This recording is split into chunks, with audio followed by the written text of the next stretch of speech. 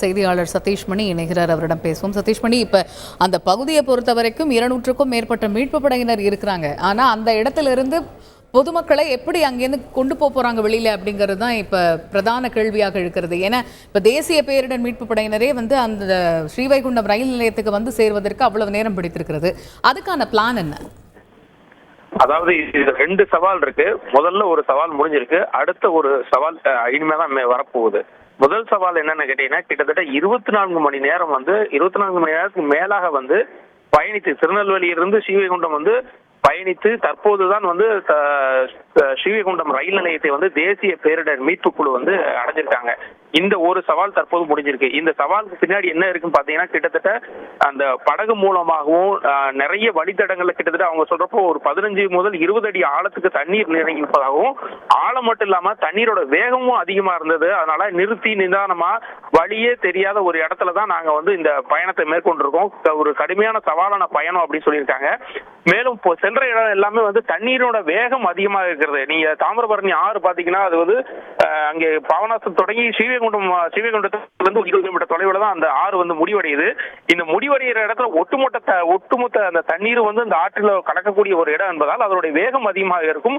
அதே போல ஆழமும் அதிகமாக இருக்கும். அவங்க சொல்றப்ப கிட்டத்தட்ட ஒரு 15-20 அடி ஆழத்துக்கு மேல பல வீடுகள் முங்கி இருக்கிற ஒரு சூழ்நிலையில தான் நாங்க எங்க படகு மூலமா பயணத்தை மேற்கொண்டோம். அந்த படகு மூலமா மேற்கொண்டுமே கிட்டத்தட்ட ஒரு 24 மணி நேரம் கழித்து தான் தற்போது நாங்கள் ஸ்ரீவைகுண்டம் ரயில் நிலையத்தை அடைஞ்சிருக்கோம் சொல்றாங்க.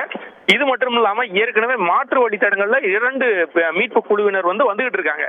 இப்போ இந்த ஒரு சவால் முடிஞ்சிருக்க நேரத்துல அடுத்த ஒரு சவால் என்ன, கிட்டத்தட்ட பேர் அந்த ரயில் நிலையத்துல காத்திருக்கிறாங்க. அவங்களை மீட்பது இந்த 500 பேரையும் படகு மூலம் மீட்பது என்பது மற்றொரு ஒரு சவாலான பணி.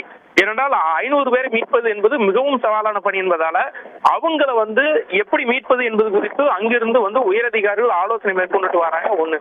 இரண்டாவதாக ஏற்கனவே ஹெலிகாப்டர் மூலமாகவும் இவங்களை மீட்பதற்காக பல்வேறு கட்ட முயற்சிகள் மேற்கொள்ளப்பட்டது. ஆனாலும் அந்த காலநிலை மற்றும் வானிலை சரியாக இல்லாத காரணத்தினால 3 முறை தள்ளி போடப்பட்டு 4வது முறைதான் காலையில உணவு விநியோகம் மட்டும் செய்யப்பட்டிருக்கிறது.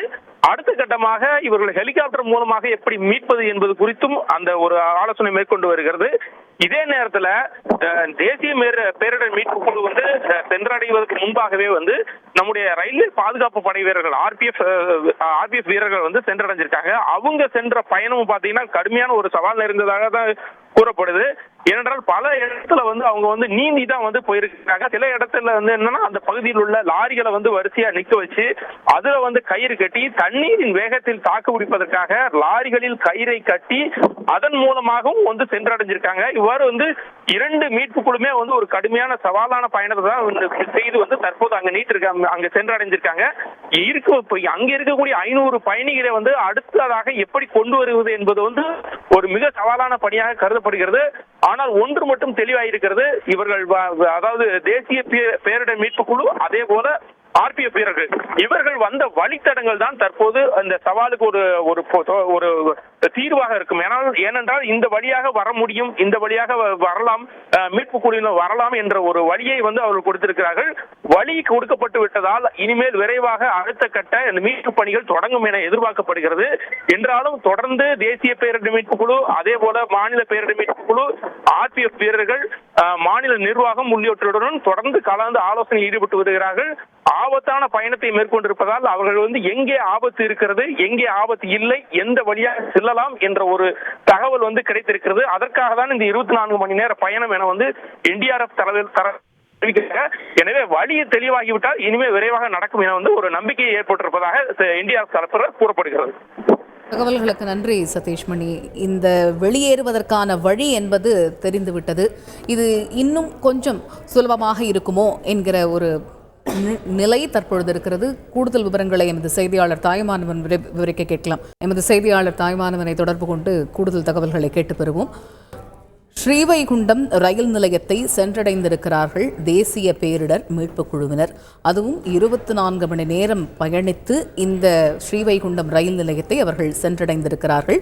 25 பேர் இந்த குழுவில் இடம்பெற்றிருக்கிறார்கள். முதற்கட்டமாக இந்த குழுவானது ஸ்ரீவைகுண்டம் ரயில் நிலையத்தை அடைந்திருக்கிறது.